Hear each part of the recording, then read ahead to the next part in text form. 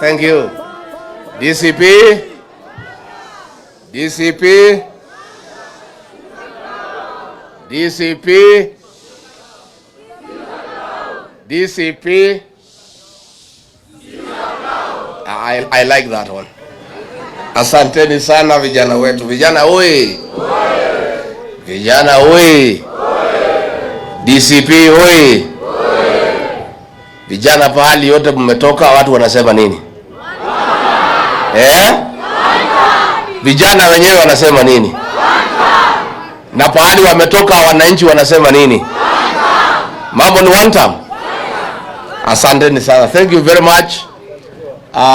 We'll be very brief because we have so many meetings and hatutaki kuwaweka sana.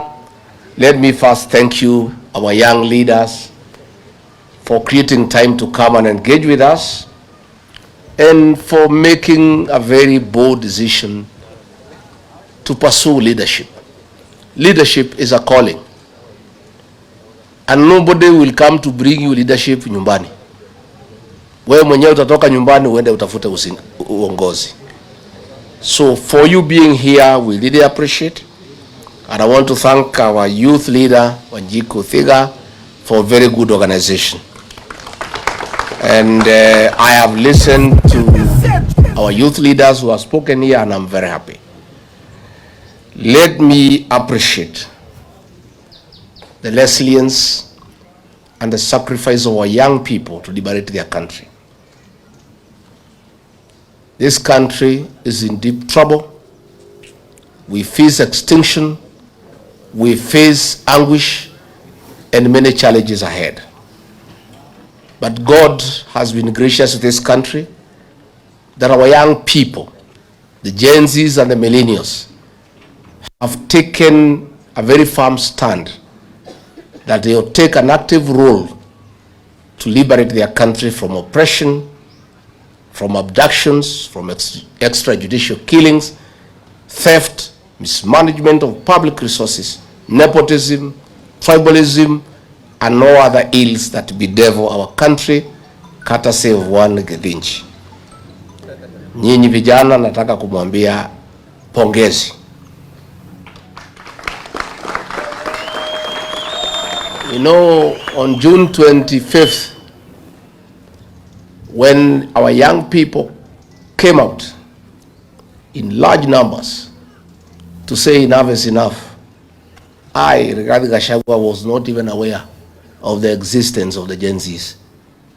I came to know that day that there is a group of young people calling themselves Gen Zs who have taken the country by storm. So even as William Ruto was accusing me of organizing the Gen Zs and funding them, I was not even aware of their existence. I, like everybody else, woke up to ask, who are these guys, new guys in town? The new sheriff in town. The young people had come of age and they had come to say, we are here and we are not going to take any more nonsense in this country. And young as we are, fearless, we are available for this country. And you made your point. And since that day, the Gen Zs are part and parcel of every conversation in our country. And that is the way it should be. Let nobody tell you that you are the leaders of tomorrow. No. You are the present and the future. And you must take your rightful place in our country. You are the greatest stakeholder in this country because you have longer to live than all of us. You must therefore be part and parcel of deciding how you will be governed and how this country will be governed. Because if things go wrong, you start to lose the most. And if things go right, you start to gain the most. Therefore, vijana wetu, what you are doing is the right thing. And you have a date with destiny. Let me say, I disagreed with William Ruto completely when I was his deputy about the killing of our young people and the abduction of young people. I could not reconcile my conscience as a father, as a leader, as a head of a household, that a government that was elected by the people could turn against our young people, abduct them, torture them, and kill them. I was unable to be part of that government. And I made a very serious decision on the 26th of June, 2024. I flew to Mombasa and held a parallel press conference with William Ruto. When he was calling our young people criminals, I call them my sons and daughters.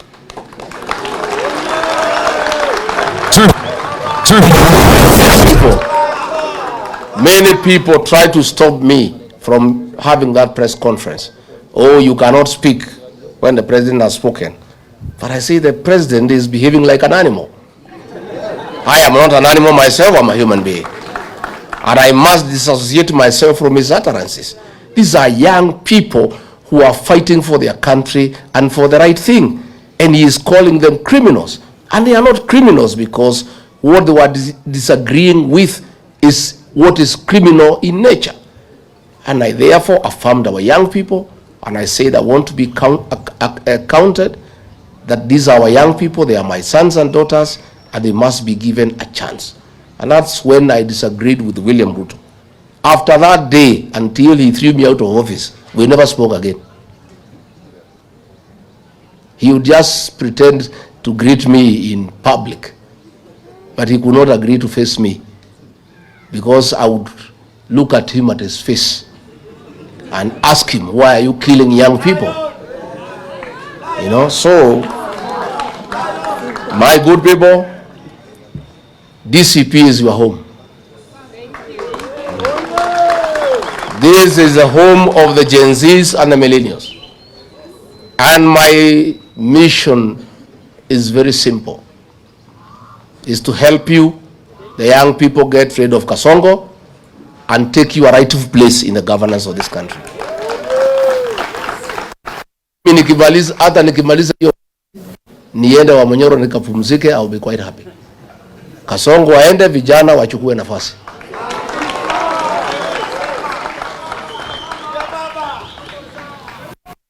Let me say, you guys are the majority in this country. This country is in your hands. There is nothing Rigathi Gachagua can do to liberate this country alone. If I don't have the support, it's in futility. You are the guys to deliver this country. And this country will be delivered on the ballot box. I want to persuade you this afternoon that when you go back home, you must talk to your colleagues, the Gen Zs and the millennials, to take IDs and register as voters. And I want to tell you, everybody wants Kasongo to go home. But that will only be actualized on the ballot. We are constitutional democracy. We don't want Kasongo to go home through unconstitutional means. No. We want to humiliate him at the ballot. And that will be done when you guys register as voters. On top of that, I want to invite you to join us in government. You cannot just be bystanders. How do you create a new government that you are not part of? That would be foolish. You must be part of the new government. So I want to persuade the Gen Zs and the millennials. Hizi viti yote ya MCS 1450. Simuchukue. Munangojea nini? Nyinyi ndio majority. What are you waiting for? These 290 constituencies, take half of them. Senate 47, take half of them. Why and why not? Nyinyi mumekula vitabu sawa sawa. So you guys have gone to school properly. You guys are sharp. You guys are connected. You guys are current. You guys have exposure. And you guys are patriotic to your country. Why don't you agree to help our country by vying for these positions and come and make good laws and restore the dignity of your nation. What are you waiting for? My good people, what are you waiting for? We want to hand over this country to you. We just want to help you get rid of Kasongo because that is your greatest enemy. Kasongo is allergic to young people. He has allergy. So the only way our young people can survive and prevail and take their rightful place in this country is when Kasongo is one term. So before we can restore our young people and put them into places of leadership, it is a prerequisite that Kasongo must exit. So nyinyi tafadhali, I agree with the formula that will have exemption for you to pay nomination fees. But when you prove that you are a serious candidate by alluring members into the party, then we know you are serious, isn't it? Otherwise, we would have too many jokers. So that formula, Wanjiku Thega and SG work on it. I am 100% persuaded. I am aligned. You know, the other day I went to my hometown in Karatina, and there were like 15,000 people. Some Gen Z guys there, they want to be MCA. The place was wild. The women were saying tunataka Gen Z akuwe MCA wetu. The men were saying the same. Wazee Gen Z wenyewe wanasema. So nyinyi vijana, Kenyans have confidence in you after what you did. Please take up your rightful place. In matters nomination, I have persuaded our National Executive Council that those of you who work hard in your counties, in all the counties will have nominated MCAs. You guys will take half the number. Kama hapa Nairobi nikipiga hesabu, DCP will have over 20 nominated MCAs. 10 ni zenu. Like Jemo, ile kazi umefanya tayari, moja ni yako. Sindio? So you guys, hizo viti tutapeana kulingana na proven track record. Your activities, what are you doing for the party? Are you a good online warrior for the party? Kwa hii mitandao, I have put a team now to start analyzing who is fighting for this cause for the party.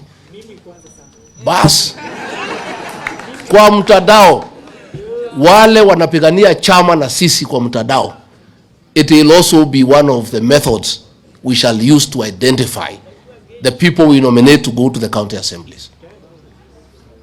I want to be surrounded by an army of young, aggressive, intelligent young people so that I can be a good leader. There is no way you go anywhere as a leader unless umejisurround na vijana ambaye wamesoma na ambaye hawaogopi mtu yeyote. Rigathi Gachagua has availed himself to be surrounded by young leaders so that I can succeed. I'll go nowhere without you. I want you to come. We work together. I want you to take over these county assemblies, both the elected MCAs and the nominated ones, so that you set the national agenda for good governance, transparency, and accountability. I want to see young leaders in the National Assembly, in the Senate. And when I form government, even in the National Executive, we'll have a blend of the young, knowledgeable, energetic, backed up by the experienced and with proven track record. Tukiweka CS ambaye ako na experience, tunamwekea kijana ya 24 years Gen Z kama PS wanafanya kazi na yeye.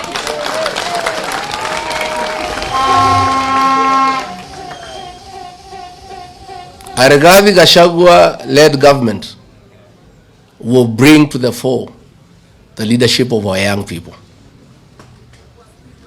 Na mimi sitaki kuchoka sana. Mimi nimeamua, Mungu akinisaidia, mkikubali, nikuwe rais wa Jamhuri ya Kenya.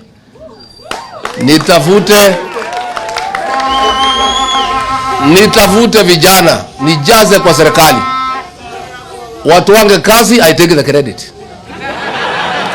Si ndio? Mimi nikae para wa Manyoro na Pastor Dokas, nimeweka vijana, nimejaza kila pahali. Wanakuja kunibrief on Monday na kuchukua mawaidha. Ambia vijana hapa muangalie namna hii wiki hii, mtakuja kuniambia weekend. Si ndio? Si hata mimi lazima nijipende. Kwani hii kazi nitafanya mpaka siku gani? But since I cannot run away from responsibility of working hard, I must surround myself with youthful, energetic young people to help me govern.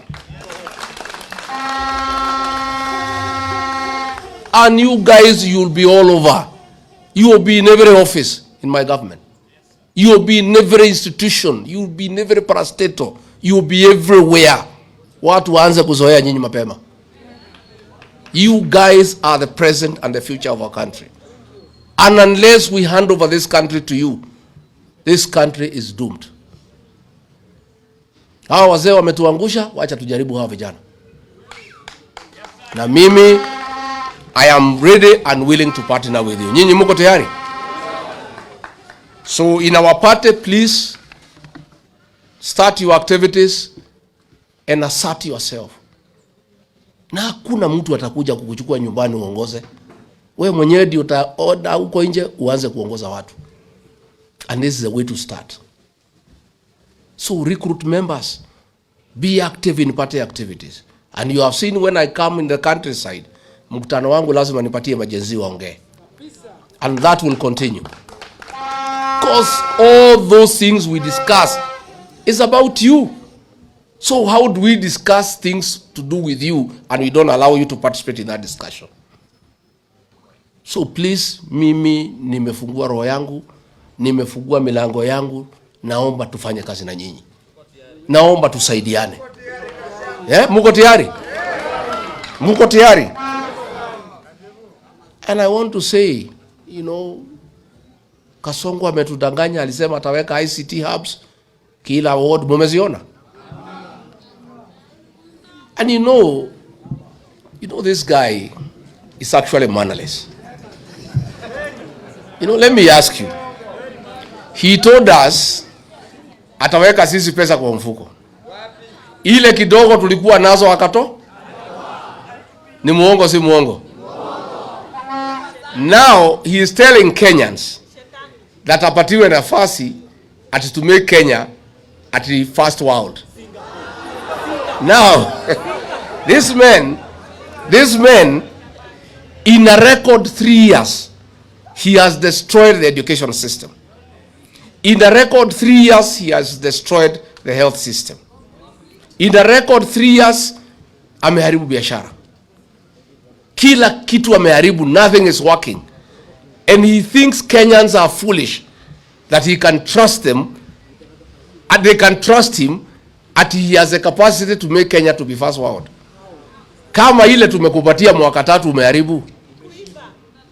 Umeiba kila kitu. The only things you have succeeded, William Ruto, is abducting young people, killing young children, stealing everything. Sasa amefungua factory ya furniture Eldoret. So amesema msitu ifunguliwe, ndio watu wakate miti wapeleke kwa factory yake. Everything is about him. Yeah? Si ndio? Yeye anataka to destroy the Mau forest because he has opened a factory ya furniture.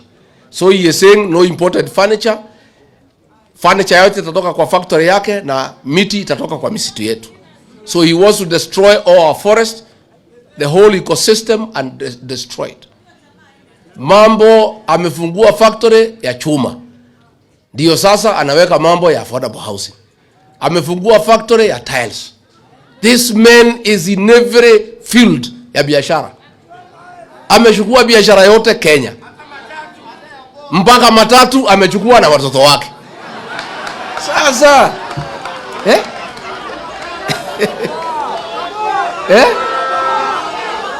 Sasa katika huko Mara ameweka hoteli.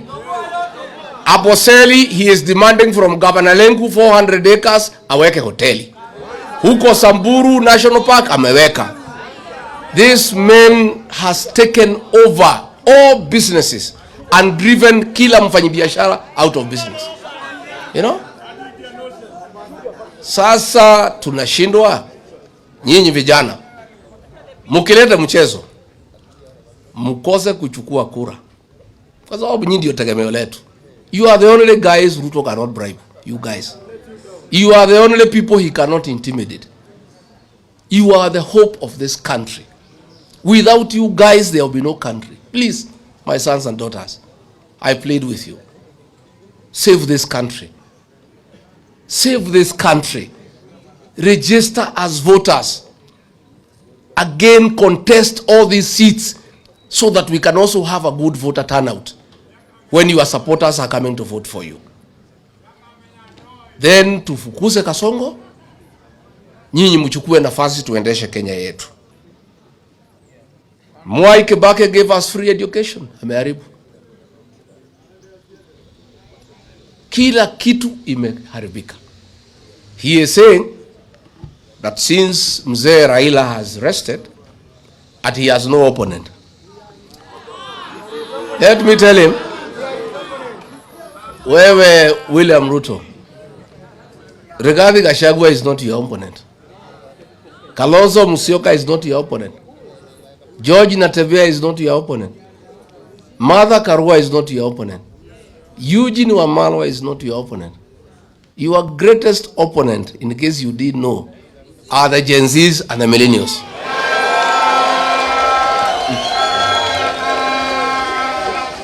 Yeah? Sindio? And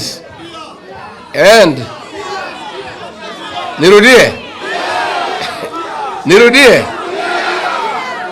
William Kipchirchir Arap Ruto,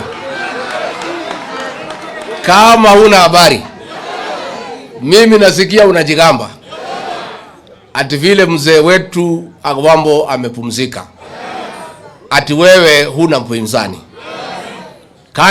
Kama huna habari, ukiwa pale Qatar kwa ile hoteli unakaa, ile 7 star, tunasikia unakula vitu huko. Kama huna habari,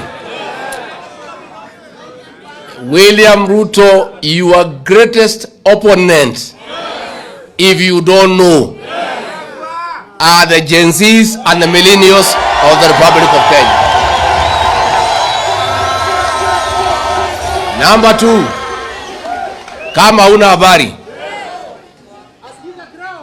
number 2 opponent wako William Ruto, ambaye atajiunga na hao Gen Zs na millennials, are the payslip holders of the Republic of Kenya.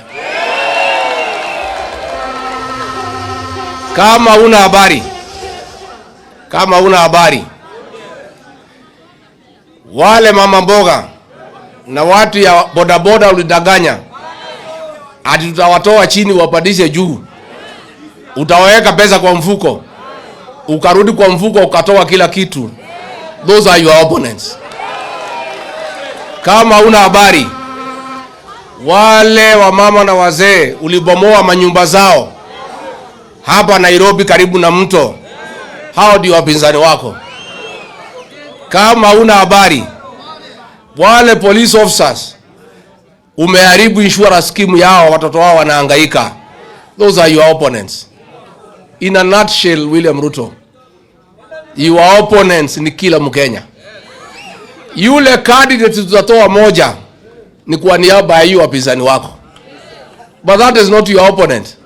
He will just be a representative of the people against you. And let me confirm, for the avoidance of doubt, we shall have one single presidential candidate. Nimeona Kasongo amesponsor ma headline kwa ile magazeti yake jana. Oh, Rigathi asimami. Ati sijui atawachia wengine ati apewe share ya serikali. Nani nakwambia? Rigathi is a front runner in this race, my friend. Rigathi, what I need to do is to persuade my colleagues that I have the numbers, I have the mobilization capacity, I can marshal enough resources, I have enough inspiration, I have enough messaging capacity to defeat William Ruto. I'll persuade my colleagues to make me the flag bearer. In case I don't persuade them, and they persuade me that another Kenyan can do it, I'll sacrifice. I will. But hiyo gazeti muliona, hiyo ni gazeti ya Kasongo. And it is run by the National Intelligence Service. I would like Kenyans to ignore that nonsense that was there yesterday. Sisi hatujaketi kukubaliana ni nani. Na hatukai haraka. Tutakaa baada ya Christmas 2026. For the time being, our single presidential candidate for now is Ruto must go. And our plan for now is one term. So nobody, we have never sat down and we are not in a hurry. What we have agreed, kila kiongozi ajitolee aende asukume pahali ako na ushawishi. We have agreed that every leader to go and mobilize your supporters ya kupeleka Kasongo nyumbani. When we have completed mobilizing the whole country that Ruto must go, then we shall sit down and ask ourselves, hii watu yote tumemobilize kufukuza Ruto, nani ataongoza hawa? Nani atakuwa mdogo wake? Nani watasaidiana? Lakini hakuna haraka. So let Ruto and the newspapers not set an agenda for us about the choice of a single presidential candidate. We know what you want. Munataka tutangaze mtu saa hii, muanze kumuhangaisha, muanze kumsumbua, muanze kupiganisha sisi. And I have seen a few characters even in the United Opposition wameanza kuabukia hiyo propaganda ya Kasongo. They are believing that propaganda, ati kuna watu wameketi, ati wameongea, ati ni huyu, ati huyu hata simama. There is nothing like that. That is all propaganda by Kasongo. We are not in a hurry to name a candidate. And I want to assure the people of Kenya, the job before us today is to register voters and to mobilize Kenyans against William Ruto. When we have completed that exercise in December 2026, we'll sit down and ask all these Kenyans who want William Ruto to go, since he must be replaced by somebody, who will be that person? Sindio? Na niambie Kasongo na watu wake, Kenyans today are not very much interested as who will be president. Kenyans are interested today that William Ruto should go home. That is what has been agreed on, isn't it? Ile kitu imekubalika na Wakenya wamekubaliana. Lazima William Ruto aende nyumba. As to who will replace him is not even a priority for the country for now. It is not a priority. That one we shall agree much later, huko December after Christmas, hapo 28, 29, ndio tukienda mwaka mpya ya 2027, before midnight, tuambie Wakenya, tukiamkia kesho, flag bearer wetu ni fulani. Tumekubaliana? Sindio?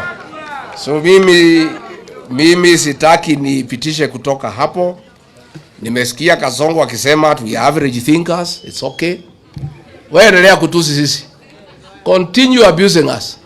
That is why you are saying we are average thinkers, because you think we are so stupid that you can con us again, that you can make Kenya a first world country. You think we are that foolish.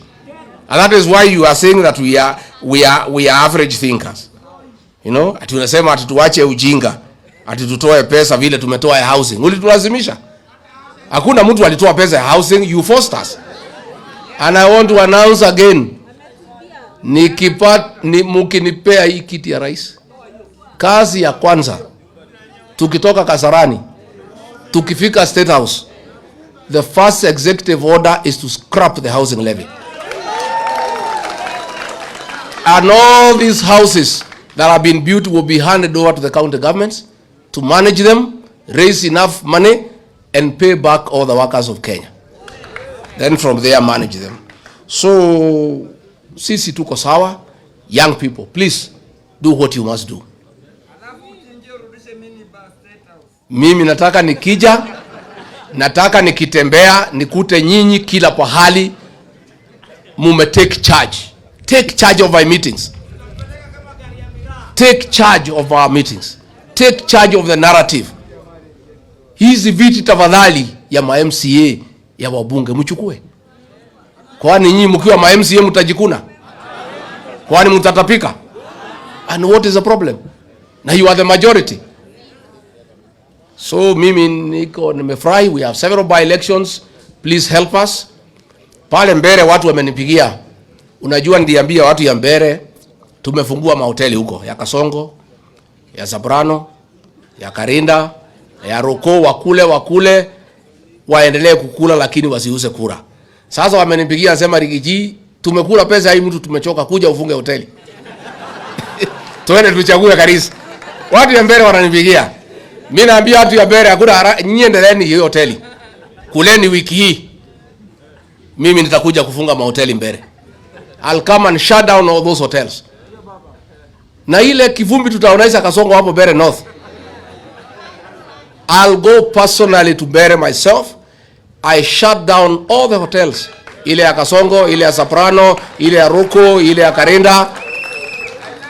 And from there I'll give direction. Vile kura itapigwa na watu ya hapo. Hapo Kariobangi, I've told the MPs of Nairobi na wengine, they take charge as I take charge in Mbere. Tuko na uchaguzi pale Narok, watu ya huko they have taken charge. Tuko na ingine Magarini, msijali, tuko sawa. Tunataka hii watu tuanze kuzoeana na kupeana heshima mape. Si ndio? Si ndio? So you guys, I have faith in you. I have faith in you. Yeah? And I'm telling you, nyinyi tukimaliza hii uchaguzi, mkiona vile nitajaza nyinyi maofisi, mtakuja kuniheshimu. Yeah? Hii maassembly hii mtakuwa mmejaa huko. Bora msinisahau mkifika huko. Unajua naye watu wakipata uongozi wanaanza kiburi. You know? There are these fellows niliwasaidia wakakuwa wabunge. Siku hizi wanakula kwa Kasongo, wanatusi mimi. Mimi nitapatana na nyinyi kwa ground. Nitapatana nao kwa ground. Na mimi sina ubaya na mtu yeyote. Mimi nimesema hatutaki Tugege. Na sina ubaya. Ni ile hasara tumeenda kwa kuwa na Tugege. Watu ambaye Ruto akiwaambia kitu they don't think. I am not saying you must be so educated to be a good leader. I am saying you must have some brain. That Ruto akikwambia ufanye kitu ufikirie before ya kufanya. That's what I am saying. And I am saying our members of parliament wengi wale nilisaidia wamekuwa Tugege because they don't think. Ruto akiwaambia finance bill ni mzuri, wanasema ndio. Akiwaambia ni mbaya, wanasema ndio. Sasa wanaambiwa kwenu hakuna haja ya barabara, hakuna haja ya maji, chukueni maharagwe mkapatia watu, wanasema ndio saa. Tugege si Tugege. Mimi sina ubaya. Na uzuri Tugege tumeanza kujitokeza kujitetea. Kwa sababu mimi hata sikuwa nimesema ni nani. Si ndio? So nyinyi you people, we must get good leaders. We must get quality leaders. Na mimi, I have come to the conclusion that good leaders will come from the young people. If you see the leaders who have refused to sell their soul to Kasongo, who walk around with me, they are all young leaders. Wale ambaye ni warika yangu, wako kwa Kasongo wanakula pesa. But the young people, akina Karongo Dhangwa, akina Munyoro, akina Medho, akina Gasheri, akina Ngogoyo, they are young people. So along the way, I have developed a lot of trust for our young people. Huyu Malala, young guys, steadfast. You know? So Mimi, I have decided to invest in young people. Let me mentor young leaders. I feel safer that way. Mimi najua nikiwa na vijana wamenisurround niko sawa. Si ndio? Yeah. Mimi nikiweka vijana hata nikienda wa Munyoro si mtakuja kuniangalia? Si mtaniletea chakula? Si mtakuja kuangalia how I'm doing?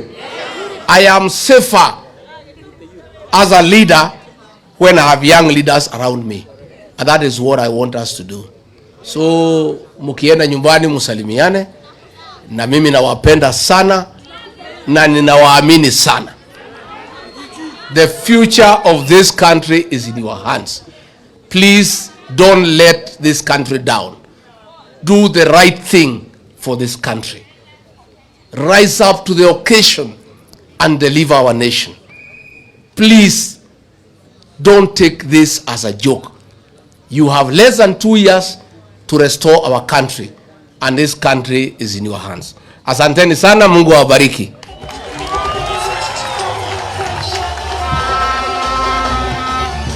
Asante sana. Tungependa tukae chini.